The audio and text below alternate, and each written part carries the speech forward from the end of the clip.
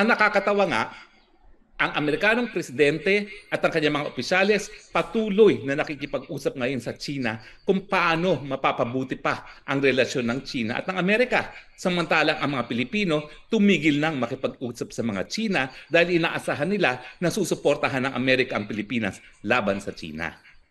Well, I have news for you, Marcos Jr. Wala ka nang aasahan sa Amerika. Kinakailangan ngayon sagutin mo, bangag ka ba sa pamamagitan ng hair follicle test?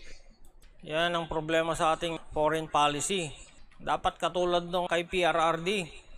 Friends to everyone, enemy to no one. Number one trading partner natin ng China. Inaway natin, ayaw natin kausapin.